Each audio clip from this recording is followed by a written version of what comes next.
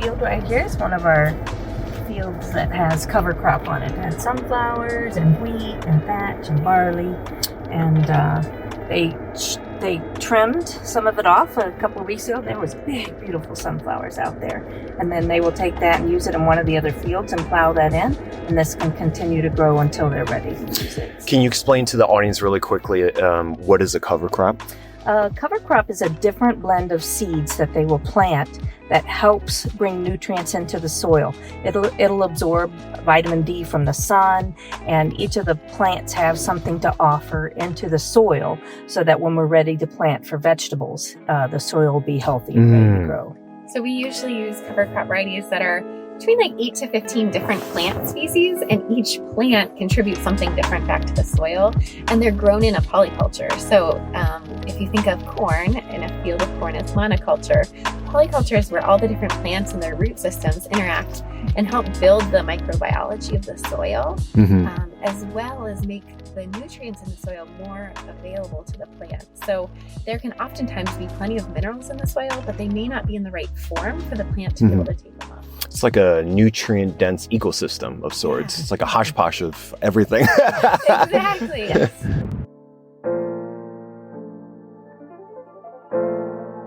My name is Bob Jones, and we're at the Chef's Garden in here in Ohio. Awesome. So we've been growing vegetables since the early 60s. My father started the business back in the 60s, and we've been growing vegetables as a family ever since then.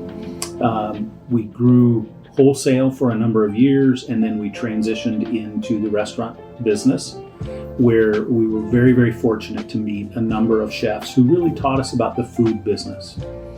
Most farmers today, and we were in that same camp, don't understand that they're in the food business because they don't have a direct connection to the end user. And until we develop those connections with chefs and now home consumers who are actually using the food that we produce, we didn't really understand, and we couldn't get that direct feedback, that immediate direct feedback from end users. And that's been extremely helpful as we have adjusted both our growing techniques and how we grow, package, ship, market the products that we're growing. We are at our core, we're vegetable growers. That's all we've ever done. Chefs were very consistent for 30 years in their demands. They wanted flavor, aesthetics, flavor, shelf life, and more flavor. If you don't have good flavor, you don't have anything, right? Home consumers have been very consistent as well over the last 2 or 3 years as we've grown that model of the business.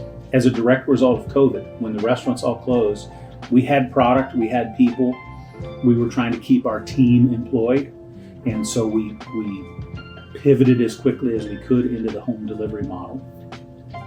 Home consumers are telling us they want food that looks good, tastes good, is good for them, and is clean. So while the lists are similar, they're a little bit different, but we've been very fortunate to have that immediate feedback and be able to define and now in our lab test and validate those growing practices. We use what's called a regenerative farming model. And by definition, that means that your soils are getting healthier each and every year versus conventional farming being more of a mining process where the soils get unhealthier every year. Depending on who you talk to or who you're reading right now, we have predicted about 60 growing seasons left because of climate change and soil degradation. Now, unfortunately, only about 1% of farms in the United States are using this regenerative model, but we are seeing a groundswell of people asking more and more questions. Most conventional farmers are learning today what we saw 30 years ago, that it was taking more and more inputs to produce the same or less outputs, and the quality of those outputs was going down steadily. There's work that Sarah will show you later this morning. It was actually done, I believe it was done in the UK. From 1940 to 1990, the nutritional density loss was about 40% in average. Mm-hmm. That's both plant-based and protein-based. Mm-hmm. So what we were doing wasn't working, and the nutritional density of the finished product continued to go down. Mm-hmm. That was in a 50-year period from 40 to 90. So what's happened from 1990 to 2020 is that nutritional density is decreasing at an increasing rate. So it's going down even faster.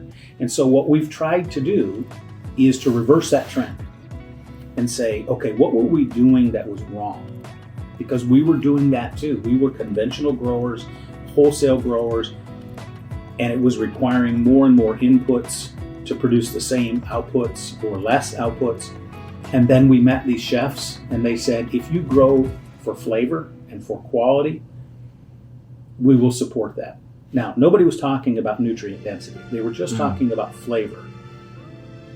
Amy has taught us how those two are connected. So we were selecting for varieties and refining our growing methods to generate the best flavored produce that we could possibly get.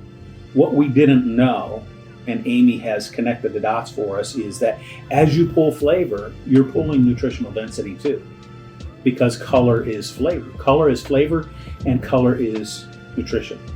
And so now we're having these conversations with folks like yourself, with oncologists, with cardiologists, with microbiologists on gut health, and learning about the natural processes that happen within the body and how they're impacted by the quality of the food or fuel that we put in our bodies. The best example that I can give you is the cardiologist. Some cardiologists are looking for high nitrate, nitrogen containing leafy greens for nitric oxide production. Oncologists are looking for greens that are high in glucoraphanin and myronase for sulforaphane production. All natural mechanisms that happen within the body, but with the right fuel and without negative impacts like antibiotics, mouthwash, antacids that throw off the process. It's a naturally occurring process. When we chew, there's something, I don't understand all of this. I'm way out over my skis here, okay? I'm a dirt farmer. I know carrots and lettuce. But I'm learning from Amy and others that this is really common sense. This really seems to make a whole lot of sense where you can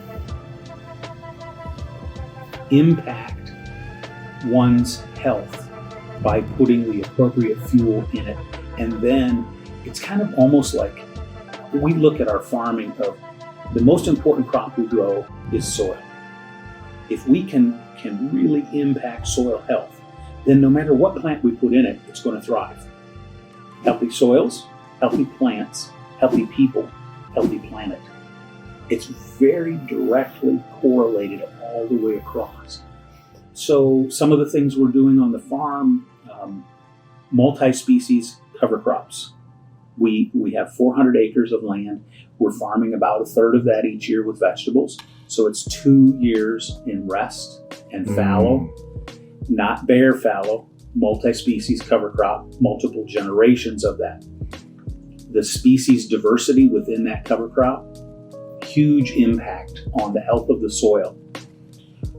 Work done out of Australia by Dr. Christine Jones on the impact of multi-species. When you get to 10, 12, 14 species in a cover crop cocktail, you get 200 pounds of organic nitrogen. Every plant is a simple solar panel, collecting light energy, converting it to chemical energy. What I was never taught in horticulture back in the dark ages when I went to school, roots are to hold a plant up, take in nutrients and water. They never talked about root exudates. When a plant is young and in foliar growth, it's taking sunlight in and through photosynthesis is converting light energy to chemical energy. At its young stage, it's only using about 30% of the photosynthetic energy it produces. 70% of that is excreted out through the roots and becomes a food source for the microbiological community within the soil. When you have different species of plants in that cover crop, Each species of plant is a host to a different range of bacteria, fungi, protozoa, nematodes. And so when you have a wide diversity of plant species, you then have a wide diversity of biological life, and the soil becomes alive. Healthy soil smells good. Unhealthy soil has either no smell or a foul smell. Anaerobic bacteria is what makes when chicken goes bad, right? In the refrigerator and you smell it, it's anaerobic bacteria. We want some anaerobic bacteria, but it's about 90% aerobic, 10% anaerobic. You've got to have a little bit for balance. So we're learning a whole lot about biological diversity, biological life in the soil, and that impact on the health of the plant. So when the soils become healthy, the plants are healthy. Healthy plants actually can actively resist diseases, insects, and even healthy soils, weeds don't germinate. So you get to a point where you don't need synthetic chemistry. You grow away from it over time. We're not a certified organic farm. We're a regenerative farm, but we use less and less crop care products every year as that soil gets healthier. And then the plants become healthier. And now we're being able to test the end result, the carrot, the beet, the spinach, the lettuce, in our lab to validate that those soil practices, regenerative farming practices, having an impact on the end result. It's a better carrot. Not all carrots are created equal. Everyone knows, and the medical community is telling us, eat more fresh fruits and vegetables, it's good for you. That's absolutely correct. We 110% agree with that. Where we kind of go off a different path is that not every carrot is going to give you the same thing. Yeah. So a grocery store conventionally produced carrot will not yield the nutrient density that one grown in regenerative practices in healthy soil and the right varieties following a multi-species cover crop. There is a difference. We're beginning to understand. We're just at the very early stages of understanding all of these impacts, but we're really excited about it, about what we're learning and how that's going to carry us into the future. Developing relationships with chefs allowed us to build the company to where it is today. Developing relationships with the medical community will allow us to carry it on into the future. Yeah. Our vision is pharmaceutical grade produce prescribed by physicians and paid for by insurance companies. That's the only way. That would be the ultimate vision. That's the only way that we feel that we can course correct not only our agriculture, but our healthcare. And we think that there's a real correlation here to understanding that. And it's going to have to be market driven. The insurance companies are not going to come to us and say, oh my gosh, can we do this? I think it's, everything you said, just, I think it's really what you said, the market, the consumers, they're waking up a lot earlier, than the medical industry, than the health industry. We're really, really behind, in my opinion. Explain to me the 40-year gap, the 1950s and 1990s, and how that depletion of nutrients, like what happened during those 4, decades. Okay, you're going to get my opinion. Really, very anecdotally. We know that there are some things that happened in the 40s, late 40s, early 50s. In the early 40s, during World War II, there were a lot of plants, factories, and people that were employed to support the war effort, that were building tanks and planes. Chemistry was designed specifically for the war effort. When the war ended in 1945, we had all these people and all these factories that were producing these products, and we wanted to keep them gainfully employed. So what are we going to do with all these products? We don't need more planes and tanks. So we started building tractors. And the chemistry that was used to support the war effort, some of those chemistries, petroleum-based chemistries, it was deemed by the university agronomists that if we put some of that on the ground, the weeds wouldn't grow. some of the acid-treated phosphoruses, the chemical fertilizers that we were using early on to aid and support the agricultural industry. They were doing the best that they could with the information they had at the time and didn't understand the negative consequences of those actions.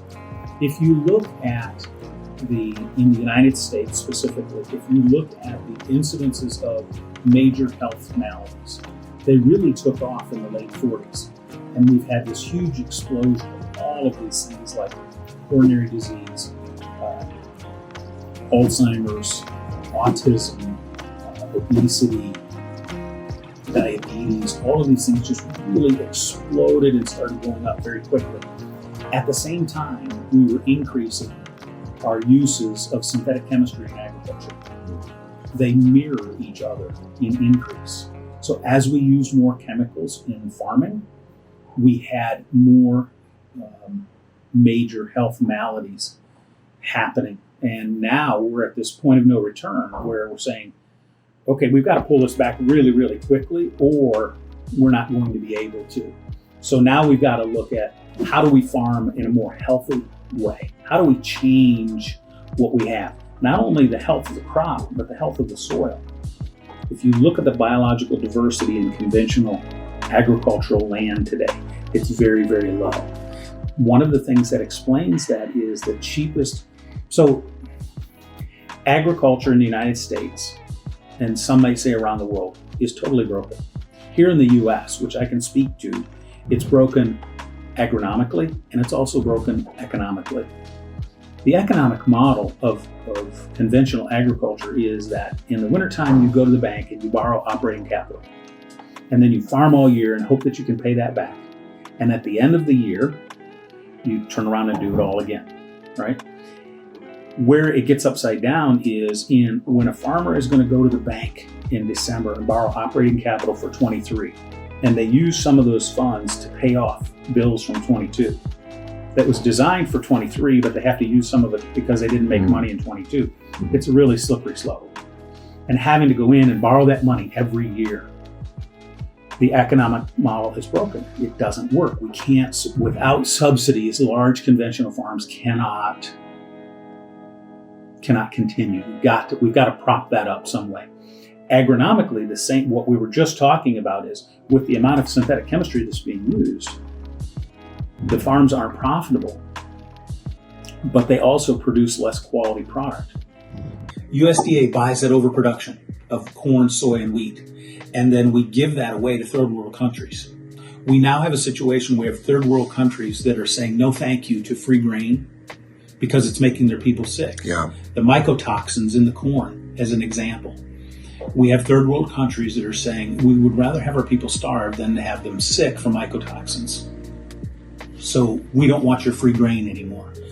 That's an example of our agricultural system being totally broken agronomically. There is a way to fix it. That's to grow regeneratively, to pick the right varieties, put it in healthy soils. You get healthy crops, healthy people. Covers crop in between is carbon sequestration.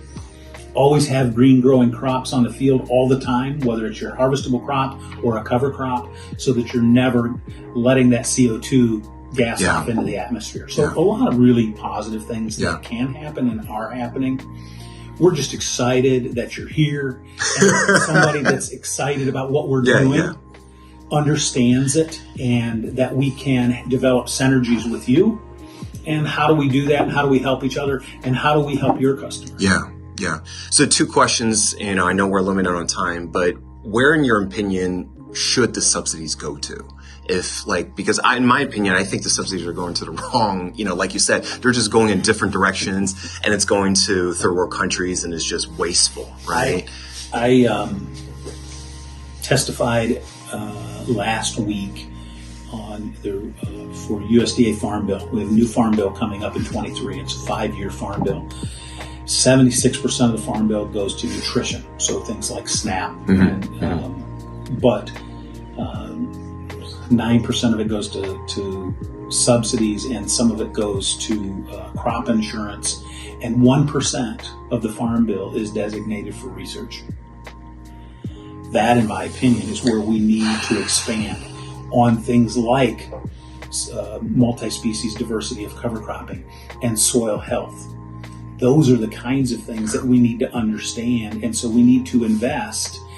I believe that you will see an increase in research in the Farm Bill next cycle, because we have to. We're running out of time. We are. And there's a direct connection to healthy soils and healthy people. We have to figure that out quickly. It also relates directly to water quality, right? Runoff of excess nitrogen and phosphorus into the lake has created an algal bloom situation in Lake Erie. We are situated in a place on the globe where there's no place else on the globe where this much arid land meets this much fresh water. We're also within 500 miles of 2/3 of the population in the United States. This should be the breadbasket of the United States. And it's going to change. It's happening. Whether it happens fast enough or not is really up to us as a society. What we were just talking about, and my last question is the teaching of the regenerative practices, because you are just you guys have done a fantastic job, right? I've seen your teams thus far. Everything is fantastic. But to me, this needs to be multiplied by 100, all across, the country. So is there something in the long-term vision where, you guys act as one of the pioneers, to kind of teach it back, to the farms, I think the first thing that I would say is we're still learning. If you laid all of this out on a continuum, it's a mile long and we understand the first few feet. So we're starting to figure this out and we're understanding more and more each year. We're getting more questions. The universities used to look at us as quacks. We were outliers. We didn't know what we were talking about. Now they're wanting to do research on the farm. So they're starting to see that. We get more and more questions from farms. If a farm is making money, they're very unlikely to change. Yeah. When they start to see that their model isn't working, then they're open to new ideas. Many times it's too late. We're certainly willing to teach what we've learned, but we're not going to force ourselves on anybody. Yeah. The market has to demand it. Once the market demands it, more farms and farming organizations will come along and say, okay, now we get it. Now we understand. We just hope that it's soon enough. Yeah. And that's such an important point. And I think part of what we're doing is creating that customer demand by educating the end user, and then creating that demand where people are asking for more regeneratively farmed products as well. The plant-based movement is growing exponentially right now. And people want to know where their food's coming from and how it's being grown. That's really good for us. Yeah. Because we can then talk about it. When people ask those questions about, well, what do you mean? What is soil health? And what does that mean to me? Why is your produce so expensive? Well, because we don't grow the cheapest possible way. We're not growing food on the cheapest model. We've done that in this country over the last 80 years. It hasn't worked out so well for us because we have the lowest per capita spending of any industrialized nation in the world on food, and we have the highest per capita spending of any industrialized nation in the world on healthcare. There's a direct link. 20%, almost 20%. Right. And it doesn't work. So I think that you're seeing this groundswell. The market will demand it. The medical community is paying attention to it. If we can all get together and work together quickly enough, I think that we can turn this around.